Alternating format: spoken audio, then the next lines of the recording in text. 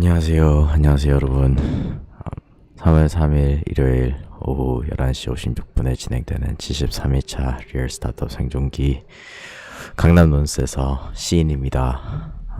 영원이가 제 옆에서 방송을 보다가 진짜 무슨 생존기 같다고 네, 뒤에 있는 단골 손님들도 다 똑같고 인물들이 별로 바뀌지 않는 그런 쇼입니다. 일요일 이 시간에 안 주무시고 계시다면 왜 안 주무시고 계시는지 모르겠지만 아마도 내일 출근을 안 하셔도 되는 선택받은 몇 분 중에서 한 분이실 것 같습니다. 시작하기 앞서서 솔직함에 대한 디스클레이머는 항상 걸어두고 노약자 임산부 어린이 솔직함 알레르기 환자 등 솔직한 이야기를 듣는 게 힘드신 분이라면 가서 딴 거 들으시길 바랍니다. 저도 사실 쇼를 시작하면서 제가 얼마나 솔직해질 수 있는지 잘 몰라서 가끔씩 당황하긴 하는데요. 쇼를 촬영하고 난 뒤에 당황을 하죠. 비원가원님 안녕하세요. 오늘 일찍 오셨네요. 논스는 어제보다 오늘 일하는 사람이 더 많습니다. 어제 저녁에는 그렇게 많은 수가 일을 하지 않았는데 오늘은 이제 저희 논스의 제1호 외국인 입주자인 제이크 님도 제이크입니다. 실제로 이름이 제이크고요. 외국 친구고요. 제이크 님이 이제 하루 종일 여기서 글을 쓰고 계시고 그 이외에도 추가적인 캐릭터들이 있습니다. 한리버님 안녕하세요. 김정준님 출근하기 싫다고 하셨는데 본인이 택하신 거잖아요. 출근하세요. 네, 오늘 제 날을 점수를 매기자면 5점 만점에 3점 같습니다. 제가 제 스스로 심리 상태에 대해서 깨달은 거는 5점짜리 점수는 필요 없는 것 같습니다. 제 생각엔 1, 2, 3, 4점만 필요한 것 같고요. 본인 스스로 5점을 주지 않을 거면 5점을 절대로 도달할 수 없는 거라면 1, 2, 3, 4점이 맞다고 생각을 합니다. 어쨌든 그래도 5점은 두기로 하고 3점을 준 이유는 그래도 일어나서 제가 해야 한다고 생각하는 것들은 다 열심히 했고 그 다음에 더 열심히 할 수 있었지만 중간에 좀 프리스타일을 해야 됐던 그런 것도 있고 그리고 저녁에 이제 암호거북 스터디가 있었는데 사실 그 스터디에서 누군가가 이제 해야 되는 사람이 안 하는 바람에 제가 그거를 대타를 들어갔는데 그것 때문에 시간이 좀 낭비가 돼서 그래서 낮은 점수입니다. 다음번엔 더 준비를 잘해야겠네요. 네, 오늘은 좀 재밌는 토픽에 대해서 얘기를 나누고 싶은데요. 국제연애, 국제결혼에 대해서 주제를 잡았습니다. 왜 이렇게 됐나. 이걸 얘기하기 위해서는 지난 이틀간, 금토일간 동생 여친이 논스에 와 있었습니다. 참고로 제 동생은 지금 미국에 살고 있고요. 동생 여친은 부산에서 만난 미국 여자입니다. 멕시코 이민자고요. 그 멕시코인이라고 하면 막 까무잡잡한 거를 좀 생각하실 수 있는데 전혀 그렇지 않습니다. 얘는 그냥 백인입니다. 봤을 때 그냥 백인 이탈리아 느낌 나는 백인 여자이고요. 제가 제 동생 얘기는 별로 안 하죠. 너무나도 대단한 동생이어서 얘기를 별로 안 하는 것 같은데 왜 어머니 아버지 그리고 이제 연년생인 남동생이 있습니다. 근데 이 친구가 저희는 평소에 있을 땐 굉장히 친한데요. 근데 막 저희가 다른 사람들에게 서로에게 요구하는 게 별로 없습니다. 그래서 네가 잘 사느니 못 사느니 이런 얘기도 대부분 가급적이면 안 하려고 하고 성격이 꽤나 다른지라 그냥 있을 때는 그래도 단짝같이 친한데 약간 서로가 서로를 필요로 하는 그런 게 있어가지고 그렇게 친한 동생이 있습니다. 다시 파크님 안녕하세요. 근데 동생이 어렸을 때는 제가 연애 생활이 굉장히 활발했거든요. 그래서 열심히 저는 어린 나이부터 연애를 했었죠. 근데 동생은 그러지 못했습니다. 굉장히 오랜 기간 동안 마법사였다가 모태 솔로였다가 이 친구가 연애를 하기 시작하는데 가히 놀라웠습니다. 만약 사람들이 뭐 남자 기준으로서 만나는 여자의 외모로 사람의 이제 성공 연애 성공 유무를 결정을 내린다면 동생은 진짜 막 거의 10점 만점에 한 9점 정도 됩니다. 무슨 한이 쌓였는지는 모르겠지만, 그리고 뭐 동생이 매력적인 건 알고 있었지만, 정말 와, 진짜 이런 사람과 더 만날 수 있구나, 이런 사람들하고 동생이 연애를 했습니다. 프랑스 여자, 그 다음에 한국 여자, 그 다음에 이제는 미국에 이렇게 연애를 하고 있는데요. 사실 그렇게 놀랍진 않아요. 왜냐하면 저도 삶의 대부분 기간 동안 한국 여자를 만나지 않았기 때문에, 어떻게 보면 저희는 그냥 당연히 뭐 그냥 사랑에 빠지면 누구든지 연애할 수 있지, 이런 생각을 좀 많이 가지고 있는 것 같아요. 그런데 이게 이런 식으로 연애를 한다고 해서 주변의 사람들, 가족부터 시작을 해서 사람들이 막 바뀌지는 않습니다. 제 부모님도 대놓고 제가 옛날에 연애를 하기 시작했을 때 시은아 다 괜찮은데 그냥 흑인 여자만 데리고 집에 오지 마라, 이런 식으로 말씀을 하셨는데요. 당연히 인종차별적인 발언이죠. 근데 뭐 어쩌겠습니까. 원래 본인들이 태어나신, 이제 성장하신 배경이 그렇고 좀 이상하다고 하시는데, 근데 뭐 집으로 데리고 오지도 못했지만 어쨌든 뭐 연애는 다 했기 때문에, 근데 이걸 하면서 느끼는 게 사람들의 시선도 되게 많이 의식이 되고요. 뭐 해외에서도 시선이 많이 의식이 되긴 해요. 왜냐하면 어쨌든 동양 남자는 많은 서구 미디어에서 나타내는 거는 너는 매력이 없어 라는 그런 이미지가 많이 나타나서 그런 인종차별이 존재하고 실제로. 그리고 또 이제 제가 막 여기 카메라로 보셔서는 모르겠지만 제가 막 키가 썩 큰 건 아닙니다. 네, 그래서 뭐 저보다 훨씬 더 키가 큰 여자랑 연애를 하고 있거나 이러면 사람들이 굉장히 이상한 눈으로 쳐다봅니다. 곱지 않은 눈입니다. 뭐 주변 사람들이 뭐 너 성공했네 이런 소리도 안 합니다. 네, 그냥 너는 이상해 이런 게 좀 있는데요. 어쨌든 제 동생은 이제 이 여자애랑 이제 연애를 하고, 동생이 저한테 아무것도 이제 요구하지 않은 동생이 어느 날 저한테 연락이 와서 제가 부산에 가는데, 아닌가? 이 친구가 서울에 오는데 한번 만나보라고 해서, 제가 도대체 이게 무슨 소리지?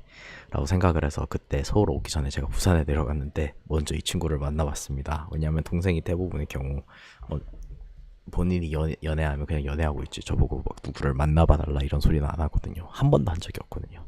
그래서 뭐지 해서 만나는데, 이 친구를 만났을 때 가끔씩은 사람이 공감을 위해서 이런저런 잡소리도 많이 한다는 거를 이 친구가 말해줬고, 또 사람이 결국에 싸우게 되는 거는 중요한 일이 큰일 때문에 싸우는 게 아니라 아무것도 아닌 정말 작고 별 의미 없는 일 때문에 싸운다는 거를 이 친구가 말해주고는, 이제 동생 여친이 말해주고는, 그것에 대해서 와서 생각을 진짜 많이 했어요. 그래서 한 번 만났는데 저한테 꽤나 큰 영향이 끼쳤더라고요. 그래서 지난 몇 주간 어떻게 보면 그 애가 준 과제를 하고 이번에 와서 이제 눈을 자면서, 이제 어제도 이 친구랑 브런치 먹으면서 얘기하고, 어제 오전에도 그렇고 어제 저녁에도 얘기하고 오늘도 또 얘기를 했는데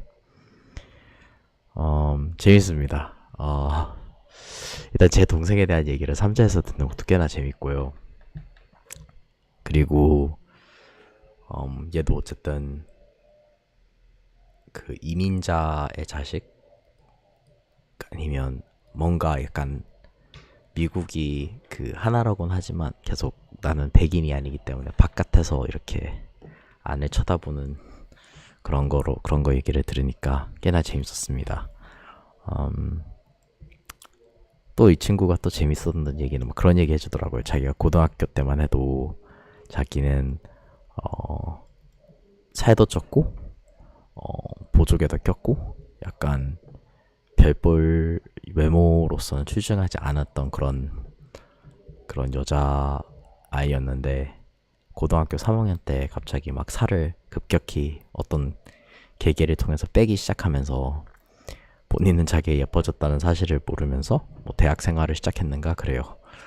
그래서 그런 얘기를 오늘 해주는데, 그러면서 이제 본인이 이제 완급 조절을 못해서 참 악녀 같은 생활을 했다 뭐 이런 것도 얘기를 해주는데, 들으니까 꽤나 재밌더라고요. 근데 그 중에서 얘기가 나온 것 중에 나온 게 피부색과 그리고 문화에 따라서 기대치가 달라지는 거에 대한 얘기를 했습니다. 자, 이게 들으시면서 무슨 얘기인지 전혀 모르실 수 있겠지만 뭐 솔직하게 얘기하기로 했으니까 이걸 한번 얘기를 해보도록 하겠습니다. 제가 좀 많이 느낀 것 중에 하나는, 이제 제가 외향으로는 한국인이 맞습니다.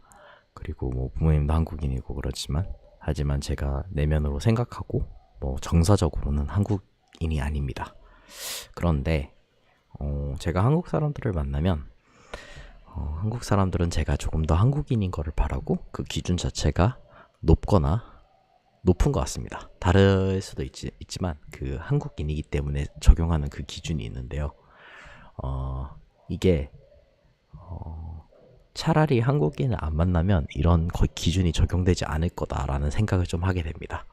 그리고 실제로 제가 보면 한국 분이랑 한국 여자랑 만나는데, 혹은 한국 여자랑 만나는데 외국인이 한국 여자랑 만난다면 한국 여자가 한국인에 대한 기준을 당연히 적용을 안 하겠죠. 맞죠?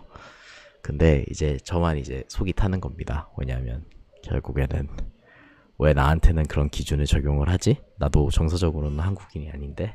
라는 그런 생각을 하게 됐는데, 이 친구가 저보고 제가 오늘 이런 문제가 있다라고 하니까, 야, 나도 똑같다고. 나도 야, 멕시칸 남자 만나면 멕시칸 남자한테 내가 적용하는 기준은 훨씬 더 높다고. 네 동생이니까 봐주는 거라고, 이런 식으로 얘기를 하더군요.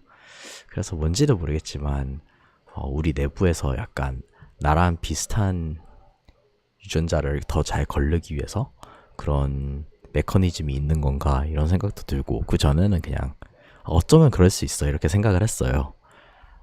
이걸 또 많이 호소하는 친구들이 이제 제 흑인 친구들인데, 흑인 여자들이 흑인 남자 만날 때랑 흑인이 아닌 남자 만날 때랑 기준이 다르다고 해서, 아 그런가 보구나, 막 그러다가 한국에 와서 이거를 보고, 아 그런가 보구나 싶었는데, 이게 막 좋고 나쁜 게 아니고 그냥 사람들이 유전자적으로 뭔가 그런 게 있는가 봅니다.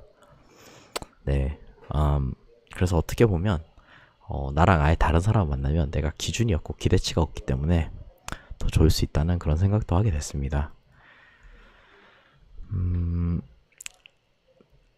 근데 제 동생 여친이 오늘 했던 얘기 중에서 막 그런 게 있더라고요. 막 얘가 이제 멕시코에다 보니까 이제 자기가 뭐 우리나라에서 막 브리또나 타코나 그런 거를 해서 사 먹으려고 하면 그 케사디아나 너무 비싸요. 그래서 얘는 본인이 이제 집에서 그 밀이라고 해야 되나요? 그거를 사가지고 자기가 브리또를 이제 그 톨티아를 본인이 이렇게 막 만들어서 먹습니다. 암호화폐 가치 투자님 반갑습니다. 반갑습니다. 그래서 톨티아를 이렇게 만들어서 자기가 먹는데, 이제 자기 멕시코에 살고 있는 할머니한테 이제 이거를 보여줬답니다.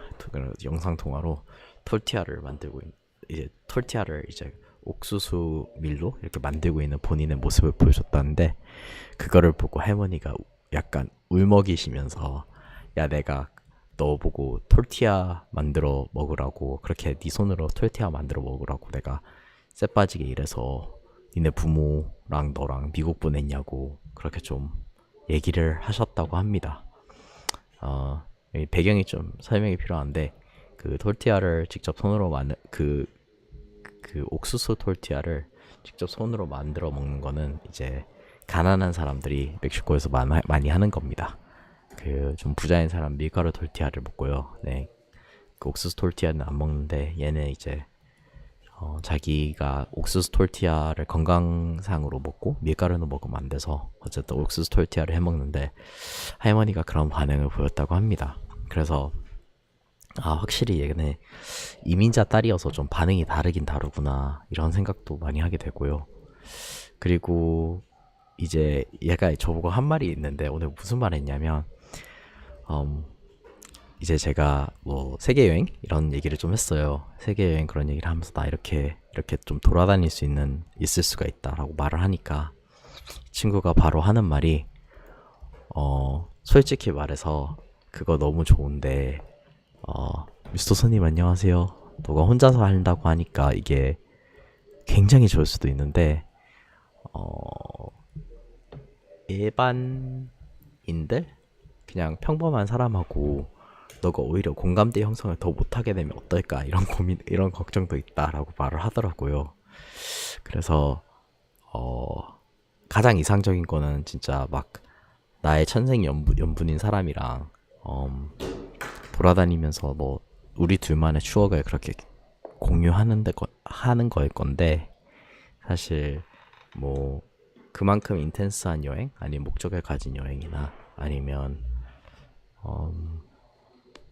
뭐 위험한 곳 평범하지 않은 곳 그런 곳에 가야 되는 곳도 있을 것이고 그거를 견뎌낼 수 있는 사람이 얼마나 되는지도 모르겠고 또 이제 여기서 했던 얘기가 이제 어쨌든 결국에는 나는 이 나라 저 나라 옮겨 다니며 사는 것이 굉장히 편하다.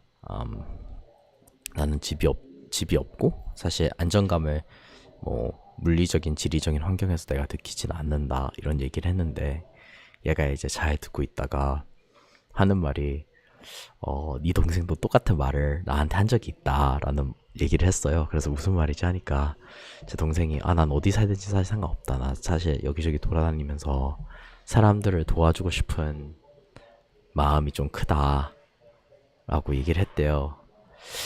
그러니까 이 친구가 그 한 말이 야 너 돌아다니면서 너가 나 고생시킬 생각이라면 그런 꿈은 깨는 게 좋을 거다. 네가 나 어느 나라에 데리고 다닐지는 모르겠지만 너 나 고생시킬 거면 내가 아니라 내 가족들이 화를 낼 거다라고 말을 했대요. 그래서 그거를 들으면서 참 다양한 생각이 들었습니다. 왜냐하면 얘가 특정 국가에 살아서 막 한 국가에만 산 애가 아니잖아요. 어쨌든 자기도 어렸을 때 이민하기 전에 삶도 알고 있고 어쨌든 고생하는 것도 알고 있고 부모님이 고생하면서 미국에 정착하는 것도 봤고 그리고 사실 고생 좀 하면 1세대 만에 미국에 정착은 할 수 있거든요. 그래서 그것도 얘는 봤고 얘는 한 1.5세대 정도 되죠. 그런데 약간 얘가 한 말이 사실 우리 부모를 위해서라도 나는 고생을 하는 모습을 보여드리면 부모님이 되게 허탈하실 거다라는 식으로 얘기를 하더라고요. 그래서 제가 그 전에는 고생을 안 하면 이거는 뭐 안 되겠네 이렇게 생각을 했는데 어찌 보면 네, 이것에 대해서 제 생각이 좀 달라지고 있는 것 같아요. 내가 생각했던 게 되게 제한적이구나. 사람이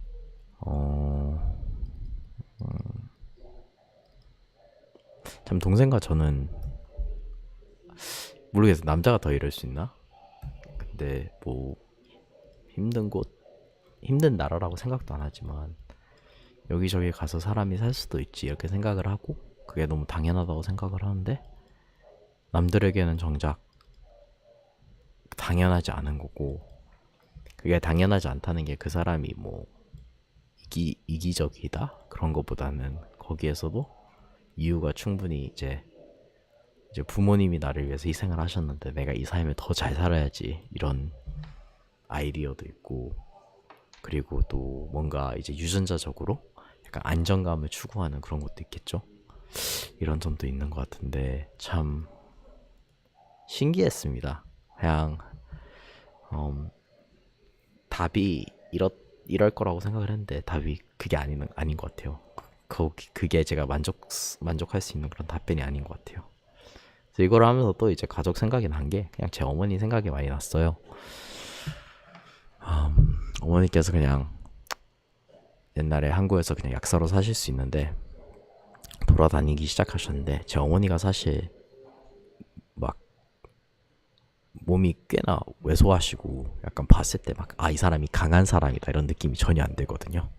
오히려 정반대인데 이 나라 저 나라 옮겨 다니시면서 적응을 너무 잘하시고 진짜 너무 그러니까 본인 스스로 돌아다니시면서 그렇게 사실 용기는 없으시겠지만 아버지랑 같이 그렇게 사시는 거를 보시면서 그냥 신기했습니다. 참, 네, 어떤 사람이 어떤 사람을 만나는지 그리고 그 사람이 도대체 어떤 사람인지는 까보기 전까지는 모르는 것 같고요. 또 성장 배경에 따라서 사람의 성격이나 그런 게 형성이 되는데 그것도 참 다양하게 형성이 되고 이게 옳고 그르다가 아니라 다 그 사람만의 이유가 있는 것 같습니다. 그래서 진짜 신기했어요. 그리고 또 하나 더는 오늘 하고 어제 약간 전문성과 일반성을 좀 왔다 갔다 하고 있는데요. 빅픽처, 스몰 픽처, 막 경영도 있고 이제 동영상 편집에 거의 집착하듯이 하면서 하고 있는데 이게 막 누구는 경영이 본인한테 더 맞는 사람이 있을 거고 누구는 그냥 전문성을 가지고 일하는 게 더 맞는 사람이 있을 텐데 사실 뭐가 나한테 맞나 도 중요하겠지만 참 내가 지금 당장은 뭐 예를 들어서 내가 빅픽처를 많이 그리고 있다면 스몰 픽처 하는 것도 하고 싶을 거고 근데 또 스몰 픽처 한다고 이게 되나? 사실 스몰 픽처 잘하는 사람도 세상에 세고 셌는데 너무나도 많은데 근데 스몰 픽처가 또 경영을 한다고 되나? 나는 사람들한테 어떻게 알려주고 싶은가? 내 사람들한테 알려주고 싶은 게 정작 내가 진짜 원하는 건가? 아니면 사람들한테 이렇게 알려주면 내가 좀 더 커 보이고 대단해 보이고 그래서 하는 건가? 이런 생각을 했어요. 근데 스몰 픽처에 확실히 집중을 하다 보면 내가 뭔가 마음에 안 들 때, 나 혼자 노력을 했을 때 그거를 더 낫게 개선을 시킬 수 있고 그 과정을 계속 반복을 할 수 있고 그냥 인내심만 있다면 그러면서 발전을 나갈 수 있다는 점이 참 좋은 것 같고 빅픽처는 좀 그 순간순간 일어나는 것들을 좀 추상화를 시켜가지고 시간이 지남에 따라서 큰 거를 이제 바라보면서 해야 되는 것 같은데 아직까지 막 이 나이 먹어서 너 뭐 할지 모르겠니? 라고 말씀하실 수 있을 것 같은데 네, 뭐가 맞는지 무엇을 해야 되는지 미래에는 나는 계속 바뀔지 이런 고민을 계속 하게 되는 일을 하면서도 하게 되는 것 같습니다. 제가 완벽히 알아서 안 하는 게 아니고요. 사실 60살 된다 하더라도 진짜 120살, 100살까지 산다고 했을 때는 딱 반밖에 안 왔으니까 고민 계속 하지 않을까요? 그리고 또 어제는 제이크라는 친구랑 이런저런 얘기하고 오늘 캐시라는 친구랑 얘기를 하고 참 예전만큼 제가 미친듯이 이사를 다니지도 않는데 이 친구들랑 얘기를 하고 또 이제 하루에 그냥 일상적인 거 그냥 편의점 가서 뭐 사는 거 편의점 가서 맥주 사는 딱 앞에 서 있거나 아니면 길 걷거나 아니면 뭐 편집하다가 이렇게 위로 올려봤네 이런데 뭔가 데자부인데 데자부가 아닌 그런 게 있는 거예요. 뭐냐면 몇 개월 전에 몇 년 전에 누군가와 이제 사람들과 이렇게 있던 그 모습과 지금 이 모습이 딱 배경이나 내가 하는 행동들은 되게 비슷한데 그 상황을 제가 인지하는 거나 아니면 제가 그때 일을 하는 그런 이유? 나 저의 모티베이션이나 이게 너무 근본적으로 좀 달랐습니다. 그래서 참 이 세상이 진짜 거대하고 제가 납득할 만한 제가 충분히 납득할 만한 그런 임시 결론은 있을 수 있지만 그 이 세상은 이런 거다라고 단정 짓기에는 너무나도 거대한 세상 같습니다. 되게 본인이 작다는 걸 많이 느끼고 지난 이틀간 3일 정도 살은 것 같아요. 제가 경험해본 것보다 경험해보지 못한 게 더 많을 거고 한데 나는 무슨 결론 내리고 왜 이렇게 저렇게 살아가지? 이런 생각부터 시작을 해서 네, 우리가 생각하는 것보다 한 군데 가만히 있고 언덕 안 내려가고 계속 일만 해도 꽤나 세상은 거대한 것 같습니다. 오늘의 목표는 이렇게 쇼를 마치고 일찍 자는 겁니다. 그래서 이제 자야 될 텐데요. 그 댓글 달아주신 백서1 읽어주는 남자님께 너무나도 감사하다는 말씀을 드리고 싶고요. 제 동영상에 댓글 남겨주시고 가면증후군 답변 해주셔서 감사합니다. 시청하시는 여러분들 중에서 저보다 훨씬 더 현명하고 삶의 경험이 많으신 분들이 많으실 것 같습니다. 그리고 채영님께도 어제 시청해주셔서 감사하다는 임채영님께 감사하다는 말씀을 드리고 싶고요. 이렇게 해서 72차 리얼 스타트업 생존기 시인 3월 4일 월요일 오전 12시 22분에 이렇게 강남 논스에서 마무리를 합니다. 네. 다시 팍님께서 오늘도 사람 사는 이야기 잘 들었습니다. 네, 사람의 그 숨결이 느껴지는 그런 이야기였으면 참 좋겠습니다. 근데 정말 이런 얘기 할 때마다 저도 그렇지만 저만 이런 생각을 하면서 사는 게 아니기 때문에 다른 분들도 살기 때문에 다른 분들도 이런 생각을 하시면서 살 것 같기 때문에 너무 궁금합니다. 다른 분들이 어떤 생각하시면서 사는지. 사실 저희 반대쪽에 계시는 시청자분들 생각도 알고 싶은데 삶도 알고 싶은데 뭐 어쩔 수 없는가 보네요. 어쨌든 오늘은 여기서 마무리를 하고요. 여러분 너무 감사합니다. 만약 좋으셨다면 그 구독과 좋아요와 댓글을 남겨주시면 저는 감사하게 받겠습니다. 알겠습니다. 여러분 좋은 밤 보내시기 바랍니다.